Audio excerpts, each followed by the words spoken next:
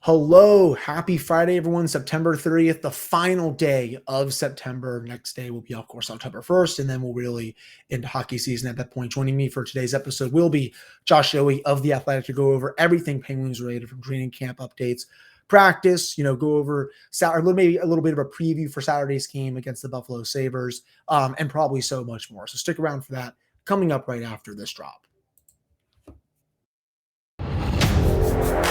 You're Locked On Penguins, your daily podcast on the Pittsburgh Penguins, part of the Locked On Podcast Network, your team every day.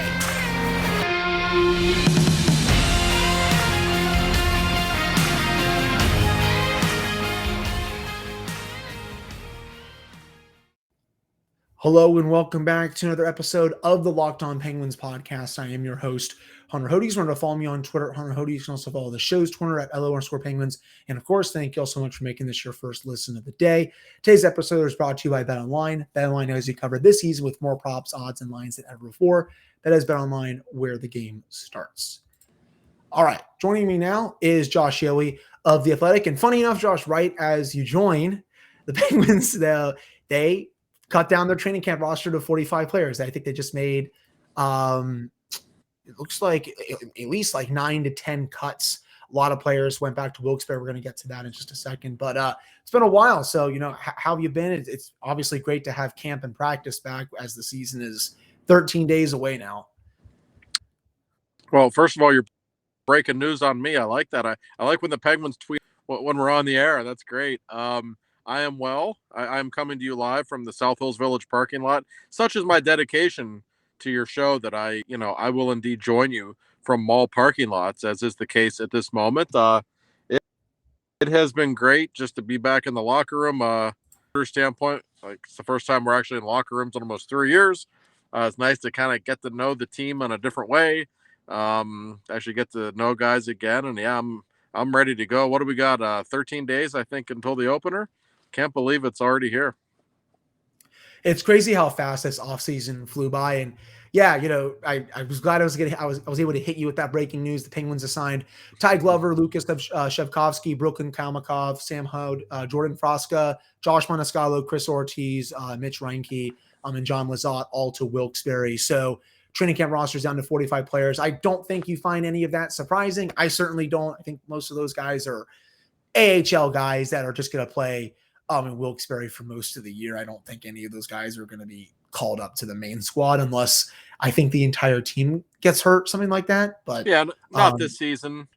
But I will say, I think Wilkes-Barre, for what it's worth, is going to be pretty good this year. The Penguins don't have much in the way of top-end talent in their system, but I do think they have just a little more depth. Some of those Wilkes-Barre teams the last couple of years, man, there was nothing there. They might actually have some players down there this year, so that's good. Yeah, and I think, they'll definitely be better than they were last year. Last year, I don't even think they made the playoffs. I think that's like the first time in quite a while. They usually at least get into the Calder Cup playoffs. I know they haven't won the Calder Cup trophy, but they usually at least get in and they have a shot. And then, right before, we start recording as well, this was about, close to an hour ago, the Penguins released their lineup for Saturday's preseason game against the Buffalo Sabres. That will be their fourth one.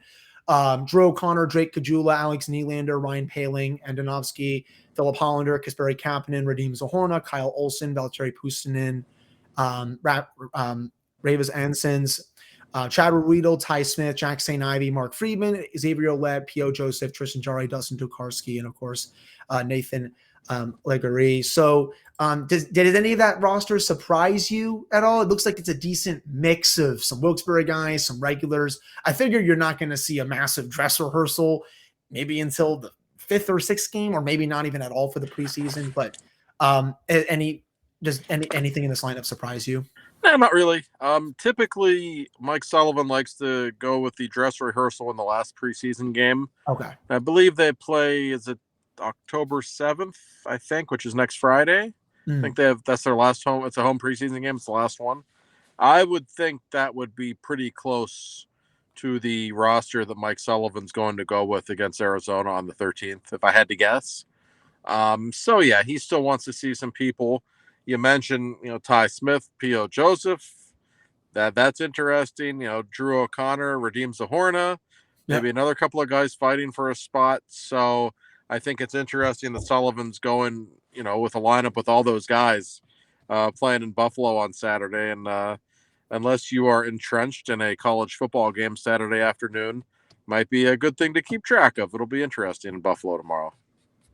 Yeah, I mean, it's definitely a game, that's, I guess, worth watching a little bit. It's hard enough, I think, at times to watch a full preseason game just because it doesn't really mean anything. Like, I don't think the players are really trying. People I think were freaking out after the loss against Detroit. I'm like, they look hungover, man. Like, they literally look like they went out to howl at the moon the night before in downtown and just, got drunk. So maybe they did.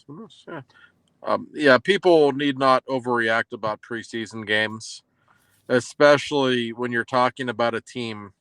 Okay, there's 23 roster spots. We know who about 20 of those spots are going to already. Mostly, yes. And so do they. No, whereas a team like Detroit, when you have all kinds of guys fighting for spots, I realize the Penguins roster was a lot more talented, but it's September hockey. I promise you they don't care that much. And these Penguins in general, we have seen them have some slow starts over the years anyway. It happens. I remember, it was a few years ago. I was in Toronto, and the Penguins were off to a slow start. They were like 4-5 or something. And I was talking with Jim Rutherford, and I said, "You a little worried?" He said, "Nope." I said, "Why?" He said, "We're an older team. Like, older teams usually need a month to get going. That's just the way it is. Nobody likes to hear it, but they're the oldest team in the league." So I always go back to that. And and they have a brutal schedule in October, by the way. The Western Canada trip is early, and there are some good teams out there. That is a nasty trip. If they start out 4-6 at the end of October, there will be panic in the streets, but probably not justified. It might take them a little while to get going. Heck, even last year, earlier in the season, they were kind of treading water a little bit, especially with Crosby, Malkin, and some of the regulars out due to COVID and injuries. But they're able to tread water. They're able to get some guys back. And then they go on some of these massive winning streaks. It's like you people shouldn't be surprised because this is what they've done, I feel like, almost every season. They know when to turn on the Jets. Yes. No, they do. Yeah. And that's not to suggest that they aren't trying hard in October. I mean, they're not going to tank games. Crosby, Malkin, Letang, they're not wired that way. But I can't tell you how many seasons, it's been November, and I've heard people say, well, if they don't win 68% of their games the rest of the way, they're not making the playoffs. And, well, guess what? They win 72% of their games. They know how it works. They know they're not lazy. They're always a team that gives you a pretty honest effort, but something clicks in them when it's must-win time, and we've seen it over the years. So, because I'm saying this, they'll start out 9-1 in October or something. But they could start slowly. It wouldn't shock me when you look at the schedule and when you consider their ages. But I still have a pretty good feeling about this team. I think they'll kind of be what they've been the last couple of years. I think they'll be a good team and a playoff team, and we'll kind of go from there when the spring comes. Yeah, I mean, I definitely have them easily finishing in the top 3 of the Metropolitan Division. At least that's my opinion on that. But switching gears a little bit, Josh, one of the big training camp battles is for that third left-handed spot for the defense. I think everyone knows Letang's going to be on the team. Marcus Pettersson's going to make it. Jeff Petrie, Jan Ruta, Brian Dumoulin will be on there, even though I think he struggled a little bit the other night. But that final spot. Mark Friedman can play that, P.O. Joseph and Ty Smith. So far, with 13 days to go until the regular season starts, who would you be giving the edge to? If you're asking me, I think it is Ty Smith. I think he's looked really strong in the preseason games, but you've been there basically, I think, all the practices, and you've watched the games in person. Who do you think has the edge right now? It's really interesting. What I would maybe do and what I think the team is going to do are perhaps different things. Mm-hmm. Ty Smith is really talented, and he is an interesting player. You can see the talent. You watch him in practice for 5 minutes in the offensive zone. It's like, whoa, this guy can do some things. Like, he's really high hockey IQ. He's good with the puck, can really skate. I mean, he's talented. I see some holes in his defensive game. Like, he's going to have troubles in his own zone at times. And I know there's a way of thinking, well, who cares? He's got great talent. That's what matters. Like, well, agreed. But you don't want to be a disaster in your own zone either. And I'm not saying he'll be a disaster, but it's a concern. If I were running the team, I would probably send Ty Smith to Wilkes-Barre for a month or two, and I would just want him to dominate down there and just work with the coaches and just get himself absolutely right for two reasons. Number one, it gets you under the cap, and that's the easy way to get under the cap. Number two, I want to see who P.O. Joseph is. I want to see what he brings to the table. I don't think he's looked bad in training camp at all. He's been fine. I think he's an interesting player. When you hear Mike Sullivan or Ron Hextall talk about him, they never sound that impressed. They just don't. And I've had enough people tell me that Hextall and Brian Burke aren't huge PO fans. Okay, fine. But I still want to see what he can do for an extended time at the NHL level. At that point, if you're not pleased, you can always trade him and bring Ty Smith up. There's stuff you can do. That's what I would do. But I think Ty Smith is absolutely in the lead. I think he's probably going to be the guy. If I had to guess the Penguins' blue line on opening night, it would be Dumoulin with Letang, Pettersson with Petrie, and then I think you're going to see Ty Smith with Ruda as the third pairing. So I have two. That leaves Ruedel and Friedman probably as your 7 and 8 guys. What you do with P.O. Joseph, I don't know. I don't think he would clear waivers. I think somebody would claim him, and I think it'd be a really bad look for the Penguins just to lose him. So I'm curious to see what happens, but I think that's their top 6 on the blue line at this moment. I feel like that is their top 6 too, and I apologize for like the background noise. For some reason, my Discord was open, and I have no idea why. Like nothing, it like would not stop. Even when I would like close it, it would just not stop. I think I finally fixed the issue though, so I haven't heard it in the last like minute or two. So apologize about that. It has not been an issue in a long time. But you mentioned what I was saying.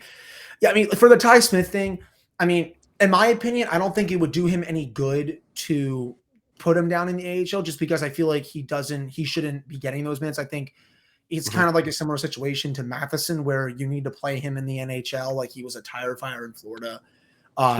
He worked with Reardon, and then obviously he blossomed into a top 4 defenseman like he was this past year. I think that's similar to what they're going to do with Ty. I do agree with POJ though. It would not look good if they lost him for nothing. I think they probably want to see what he can do in 15, 20 games, but it's also tough because, he has to play well in the preseason. He has to outplay someone like Ty Smith, who's also really pushing for a roster spot. It's good that, he's exempt from waivers, so you can just send him down and not risk losing him for nothing. But it's a tough call, and it's a tough call either way. But with PO, I wonder if they would potentially consider moving him for like a forward or something if you can, but I'm not really sure if they would. And maybe that's the best thing for them to do. If they like Ty Smith as much as I think they do, then okay. Here's the thing. Everyone's going to say, well, why don't you trade Pettersson? Here's the problem if you trade Pettersson. You got P.O. and you've got Ty Smith, 2 guys that you're a little shaky defensively probably. 2 guys who are very similar, who are going to get destroyed in front of their net a lot, who are not going to be real good in the defensive zone. Do you really want 2 of those guys on the ice 60% of the time? I don't think the Penguins do. And also, when you talk with Jeff Petrie, Pittsburgh's going to like him. Really good guy, really refreshing, honest guy. He will be very open with you that he likes to play with, the quote-unquote stay-at-home defenseman. That's who he's comfortable with because he likes to freelance, and it doesn't really make sense to have 2 guys out there who do the same thing, right? That really only leaves Marcus to play with him.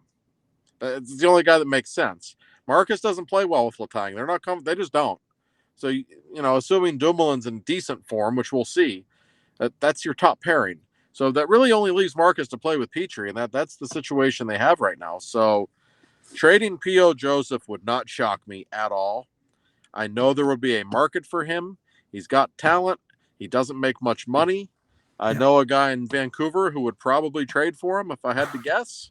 In all seriousness, it wouldn't shock me. And you know what? If you don't think he's that great, and if you really are infatuated with Ty Smith, which I kind of think the Penguins are, then trading Joseph probably is the right move. In all seriousness, if you can get, a good draft pick for him, you get, I don't know, a 3rd round pick even or something. Maybe it's just the right time to do it. Yeah, and they Vancouver, they do have that young player, the Niels Höglander, who I've been wanting. I've been talked about that over the offseason. He was be like a perfect bottom six fit for this team, and we'll get to the bottom six in just a second. But yeah, I mean, I do think there would be a market for him. Even though I do think there are a lot of teams out there that kind of have a similar kind of player to PO, but I think teams, you can never use enough defensive depth. Even though teams are also kind of don't really want to take on too much money. But that wraps up this first segment for today's episode. Coming up in the next segment, we're going to get into a couple of the other roster battles. Well, at least one big one with the forwards. But before I get to that, BetOnline is your number one source for football betting info this season. You can find all the latest player developments, team matchups, news, podcasts, and in-depth articles and analysis on every game you can find. And as always, BetOnline remains your continued source for all of your sports wagering information with live betting and up-to-the-minute scores for every sport out there. It's the fastest and easiest way to check in all of your favorite games and events, including MLB, MMA, boxing, golf. You can head to BetOnline or use your phone to learn more. That is BetOnline, where the game starts. All right, I'm back here on this episode of the Locked On Penguins podcast. I am your host, Hunter Hodes. Remember to follow me on Twitter, Hunter Hodes. Follow the show's Twitter at LO_Penguins. So Josh, I think the other big, I've kind of seen this as like two big camp battles, the one for the defense. And again, that lamp back there is just awful right now. And the second one is that 12th forward. Lately I think they want Archibald to win it just because they signed him to $900K. I don't think they want to bury him in the minors and still pay him $900K. Though that said, I said this on my Wednesday episode, I think Drew O'Connor has a much higher skill ceiling than he does. I think he's someone that's a lot younger, deserves to get some more reps after the way he played last year. Radim Zohorna, he's another player that's really intriguing. Sam Poulin, it looks like, has been getting reps with the top guys. As it stands right now, who have you, most been impressed with just with like that 12th forward spot through the first couple weeks of camp? Well, I am a long timer of Team Drew O'Connor, so that's my guy. I love him. I think he should have gotten a lot more playing time last season, quite honestly. I think he's just ready to play in the NHL. I think he's exactly what their bottom six needs. He's big, he's fast, his hands are all right. They're not great, but if he played the whole season, could he score 12 goals? Yeah, sure he could. Maybe more. I mean, he can play. He's a legitimately good NHL forward. I would have him in the lineup, and he's had a good camp. The Penguins like him. I'm going to tell you the guy, though, that, again, you can learn little things. You talk with Mike Sullivan when you ask, hey, who's sticking out or who's looking good? He keeps going back to Radim Zohorna every single time. They really like what they've seen from him. And Zohorna's, 6'7". So when you're that big, you're always going to look like a little bit of a clumsy skater, right? You're never going to skate like Carl Hagelin. But I will say his skating is better this year. And Sullivan's mentioned that a lot. That step of his looks really quick. He has had a good camp. They like him. He can play center or wing, which helps. I wouldn't be shocked if he's on the ice opening night. It absolutely would not shock me in the least. Archibald's been okay. I know some people are really down on Archibald. I don't know that they needed to sign him. He's okay. It was just weird because it was a day one signing. Like that's the guy you're going out on day one. Right. And someone like Sonny Milano gets a PTO. It's just weird to me. That's all. Right. Yeah. What's going? I know. It's so weird. Yeah. Archibald, he is what he is. He's a 12th or 13th forward who will score you 8 to 10 goals. He works his butt off. He's fast, but he's just a guy. Like you'd see Zohorna or O'Connor grab that position. And I'm curious to see how they both look in Buffalo. Like I said, I love O'Connor. I like he's a little more than Zohorna. He's a little faster. I could on a fourth line personally. But with Zohorna, I just want to know who he is, right? Okay, he's 6'7", so you think, well, he's this imposing guy. He's not physical at all, though. Play with an F. And he does have some, but does he really have enough skill on a top three line? Maybe. I just don't know. I'm not sure who he is. I think he's a legitimate NHL player. I'm not sure what you do with him or where you play him, but I can tell you that the coaching staff is pleased with him. So between those three guys, it's really kind of an interesting competition right now. No, it definitely is. And I think it's something that's really going to come down to the wire. I would probably say the last preseason game, or honestly, the last couple of days of practice before they have to really make the cuts. Again, I said it on Wednesday, Josh, I just don't know like what Archibald has really shown them so far. It's like, oh, wow, like he fully deserves a spot, like, practicing with the main group when, someone like Drew O'Connor, Radim Zohorna, two players who I know don't have as much NHL experience, but, two players who I think their skill ceilings are a bit higher. At least to me, Valtteri Puustinen, I think he's there too. He would be, I think, a quick call up. I don't think he's going to make the team, but I do think he would be a quick call up this year, to say the least. I'm definitely pretty intrigued about him, especially I think, you tweeted out he was playing with Gensel and Crosby to start camp. Yeah. That's that's a tall task, I think is the way to say it. Well, you know what it is with Puustinen? He's one of those guys, like you talk with scouts, and scouts, there's certain guys, they'll tell you he'll be better at the NHL level than at the AHL level, because he's one of those guys who knows how to play with good players, and the more talent you surround him with, you'll get the most out of him. So maybe that's why they did it. And I'll tell you what, he's not the biggest guy in the world. He doesn't like blow you away necessarily with his skill. He's really smart. He did play with Crosby and Gensel the first couple days. He just knows how to get open. He's like one of those guys who knows how to find seams and defenses. He just does. You can see he knows where to go. So I don't think he'll make the team. I do think we'll see him at some point in Pittsburgh this season when somebody gets hurt, or if he just plays his way there. They would like to see it. The guy's got real talent. So like I said, Wilkes-Barre, I'm telling you, they're probably going to have Poulin, Legare, Puustinen. And they're going to have some real talent down there. I think more than they've had in the past. Did you mention Kajolia, by the way? I think I've been mentioning him on the show a lot lately. I think he's someone that could potentially make this team, in my opinion, Josh. I love him. This guy can really, really play. I mean, he grabbed my attention the first day of camp. He's not real big, but he's feisty. He can skate. If you look at his NHL history too, he scores goals. Like he's produced a little bit everywhere he's been. He played well. He told me he played college in North Dakota, and when he came out of college in 2016, he got a phone call from Mike Sullivan. The Penguins wanted him in Pittsburgh. And he ended up signing Edmonton or Boston. I think he's been all around. I think he played in Buffalo last season. Keep your eye on him. That guy can play. He really can. He's not big, but man, there's just something about him. He gets my attention in practice every day. He had a neck injury last season, so he hasn't played much hockey in the last 12 months, but he'll be on the ice tomorrow. I think he's an interesting player. I really do. I like him. Yeah, I definitely think he has a decent chance at making this team out of camp. If not, he'll definitely be one of the first call-ups out of Wilkes-Barre. He would be up there with O'Connor if he doesn't make it, Zohorna, Puustinen, all of those guys, excuse me. But that wraps up the second segment. Coming up in the final segment, we're going to get into a couple of other things regarding the team, especially the special teams from the other night, Josh, just because I know a lot of people are talking about that right now. So stick around for that coming up in our final segment. All right, I'm back here on this episode of the Locked On Penguins podcast. I'm, of course, joined by Josh Yohe. You can follow me on Twitter, Hunter Hoodies. You can follow the show's Twitter at @LO_Penguins. So, Josh, 0 for 8, 0 for 9 on the power play in a preseason game. Even though it is preseason, definitely something you don't want to see when you're playing a bunch of C- players on the other side.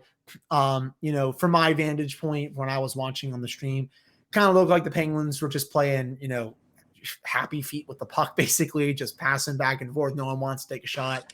Felt like they were also kind of trying to globetrotter them, just trying to look for the perfect play, just because they're playing a bunch of players that really aren't going to be in the NHL this year. Looks like they definitely did work on the power play, at least from what I saw today on social media. I think a couple of reporters were tweeting that out. Penalty kill, same thing. Are you concerned about the power play going into the season at all? No, not really. Listen, it's Crosby, Malkin, Gensel, Letang, and Rust. It's not their first rodeo. No. They know what to do on the power play. And it's funny you mentioned how it looked against Detroit the other night, because when it does struggle, it's always the same stuff. They keep it on the perimeter. Letang and Malkin like to look for the perfect play. Crosby does it too. It doesn't always work. But it's not a big deal. And I will say, they literally hadn't even practiced the power play before that game. They really hadn't at all. There was no special teams work. And I'll tell you one thing that Mike Sullivan's not thrilled about, and a lot of coaches aren't. There are literally 3 days of training camp before the first preseason game. They don't have a chance to practice anything before the games start. Coaches hate that. So the power play will be fine. Last season, from the time Malkin came back in Anaheim in July, I believe the Penguins power play, I think it was second in the league with him the rest of the way. I think Colorado's was the only one that was better. So there's a history there that suggests that unit will be perfectly fine. The only question, I think, is if Brian Rust stays there all season. And I got to say, Rust is better on the power play now than I ever thought he would be. Like when he came into the league, he wasn't a power play guy. Like the way he sees the ice now and everything, it's incredible how much better he's gotten in that area. But the other four aren't coming off the ice on the power play. You know that. So he's the only one that would, if there are any troubles. I would imagine Rickard Rakell's the guy that they would give a look. I love Rakell. I think he's just such of a uniquely talented guy. I'm sure we'll see him with the first unit here and there. That will be interesting, but power play is going to be fine. It always has been. So I don't think that those guys forgot what they were doing out there. Yeah, I mean, I'm sure it will be. I was just curious to see if they were going to make any systematic changes to it after last year. But I guess, they're maybe trying to hide that right now. Penalty kill, I'm sure you probably have the same opinion. For me, at least going into the regular season, I kind of want to see it be more aggressive. They sat back way too much in the playoffs against the Rangers. I think they were just trying to, clog up some of the lanes, which is fine. But, you also got to put some pressure on someone at the point, AKA at that point was Adam Fox. So I think, it should be okay. I'm curious to see what happens with that. They also debuted some new lines, Josh, which, it looks like they're pretty serious about putting Rakell with Crosby. I think that the underlying numbers were great with them last year. Brian Rust with Evgeny Malkin. Their Corsi shot attempts per 60, their scoring chances, expected goals well over 55% when those two are on the ice. Are you a fan of splitting up the Gensel Crosby Rust line and putting Rakell up there, or do you think it should be the other way around? Doesn't bother me. They can always go back to those three together. For sure. They know it works. And you're going to see it at some point this year. I mean, that's just the way it is. Every season you see lines flip-flop from time to time. That's reality. I am all for it, though. It was a small sample size last year with Rakell, Crosby, and Rust.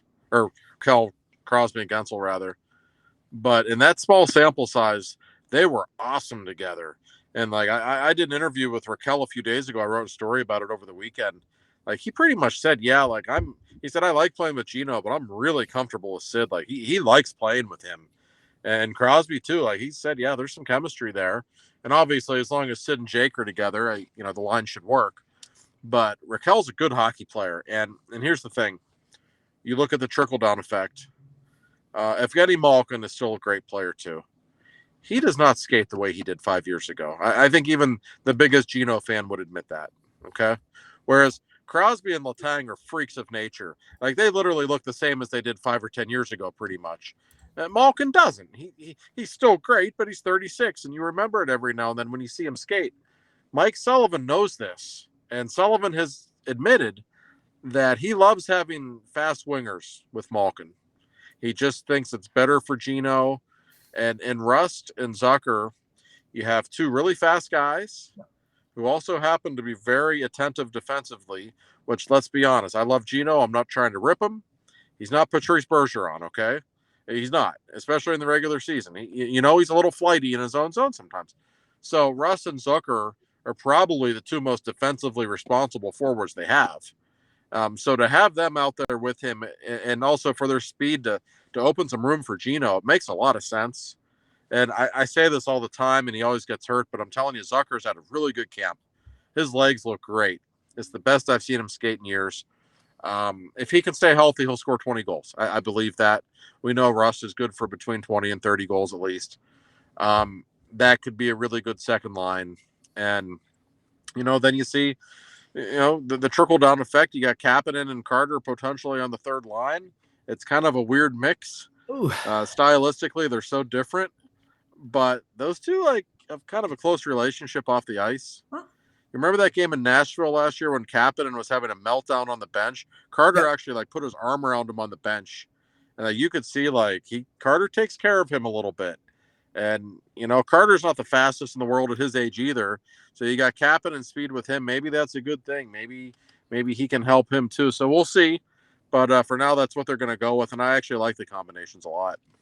Yeah, I think the top, especially the top two lines, are really solid. The third line has the potential to be good, especially if Carter continues on, from what he did last year, even though he down the stretch wasn't as good. And if Kapanen can actually get back to form, I think that has the makings of a pretty solid third line. You can put Danton Heinen in there, who's coming off an almost 20-goal season. And I liked your Zucker take as well. Funny enough, Josh, one of my bold predictions for this season is that he's going to score around 25 this year. I think he's going to stay healthy, and he can definitely do it. He's done it before in Minnesota. All he has to do is to stay healthy, produce with Malkin on his line, and I think he's definitely going to do it. We'll get to some small predictions here before we wrap up the show. Who do you think is going to really surprise some fans this year in a good and obviously a positive way? Oh boy. That's a really good question. Well, I always go back to Drew O'Connor. If he gets a chance to play, I really think he's going to become a regular in the lineup. I believe in that guy. I think he's the real deal.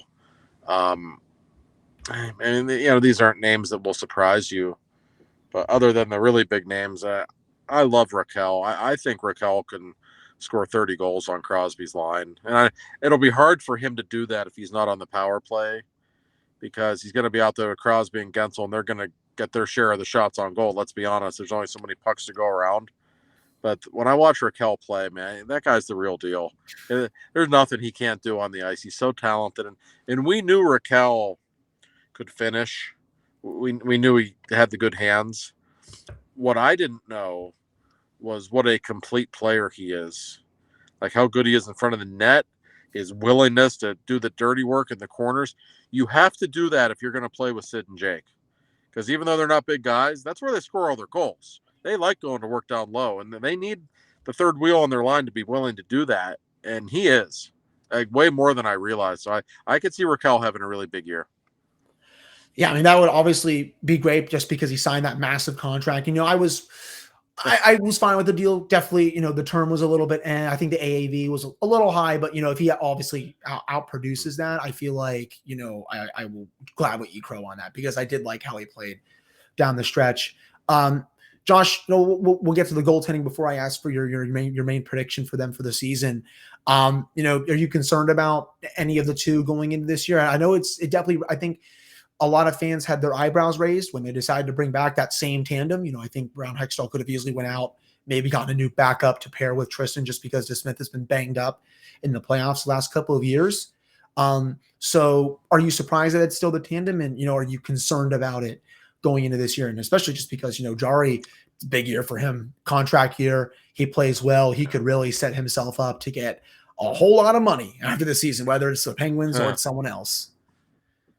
Yeah, you're not wrong. A little surprised. And I like Casey DeSmith. I think Casey's one of those guys. He's a little goalie, right? Mm. So anytime he gives up a goal, it looks bad, because sometimes you're just, oh my God, he had half the net open because his goaltender's so small, and you got to find somebody better. Then when you look at his NHL numbers over the years, he's been a really good backup, really good. He's got above average numbers for a backup. So in retrospect, I have no issue with him coming back. Tristan Jari, he's had a very good camp. The physical talent is there. It just is. We've seen him play long enough now. This kid is so gifted. And I'm curious about his mindset because all of last season he was so driven to atone what happened against the Islanders the year before in the playoffs. I mean, you could tell he was just hell-bent on proving everyone wrong in the playoffs. Then he gets hurt, and he really doesn't get a chance. Yeah, you haven't played in a month, and you have to play Game 7 at Madison Square Garden, and clearly he shouldn't have been playing. He even admitted he wouldn't have been able to play for 2 or 3 weeks after that game. He should not have been playing. God bless him for doing it. It was. I think it told you something about his character that he played. But now maybe he'll get that chance again, and now he's healthy. We know he can win in the regular season. He has proven. At worst, he's a good regular season goalie. I think he's going to be one of the stories of this team this year. I think he's really good. I do think he's going to have a really good year too. It's funny, one of my bold predictions. This is probably a really, really bold prediction.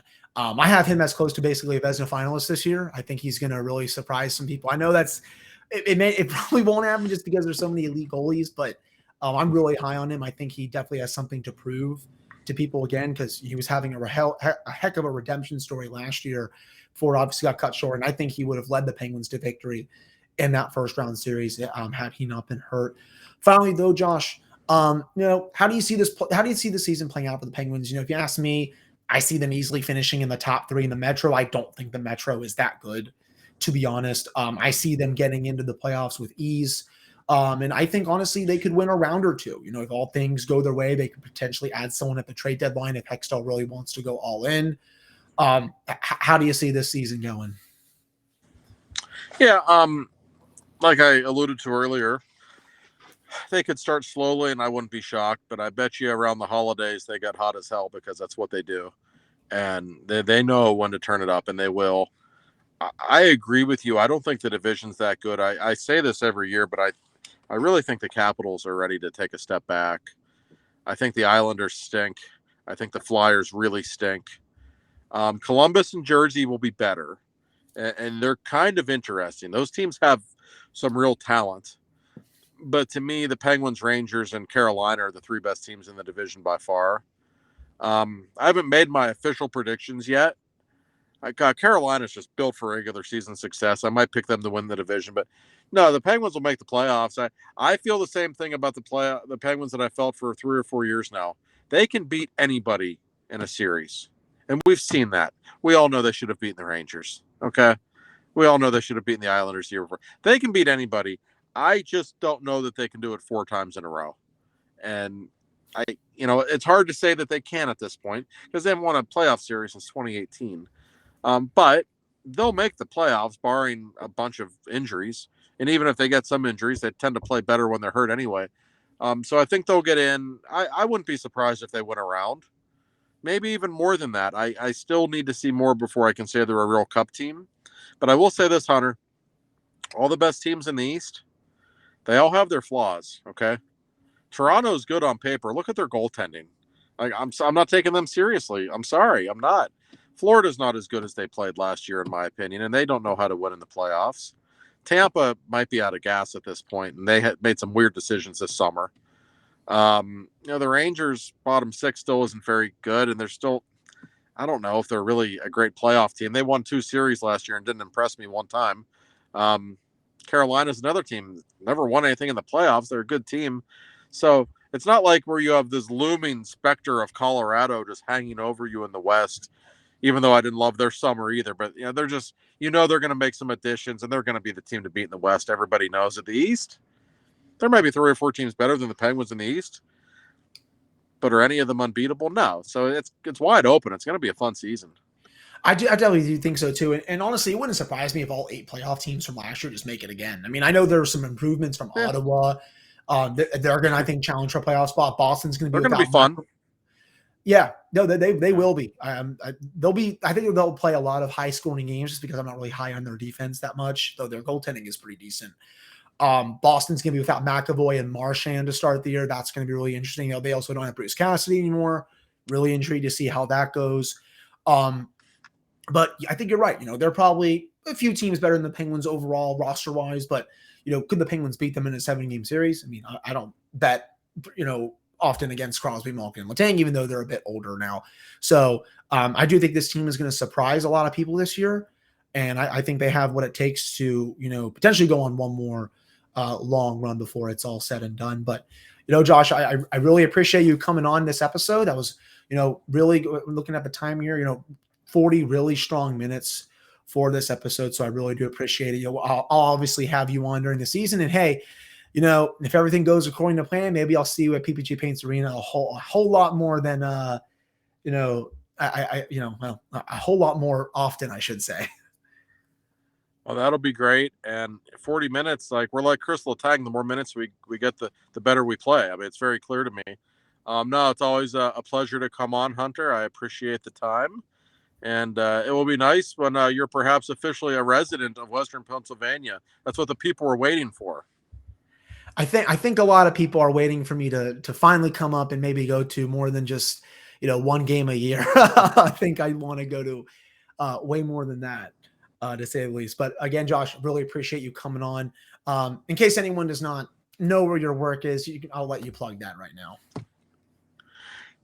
Just go to theathletic.com and we got these little bars you can click on. You just find the Pittsburgh section and read about the Penguin stuff.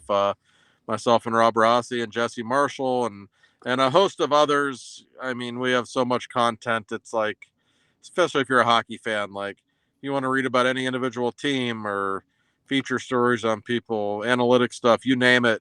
Man, we have quite a roster of talented writers, so there is no shortage of material to read. Yes, and of course, I'll just make sure everyone knows his Twitter out there, Josh Yohe _PGH. Go follow him if you're somehow not following him on there either. But that concludes today's episode. 5 really strong episodes for this week.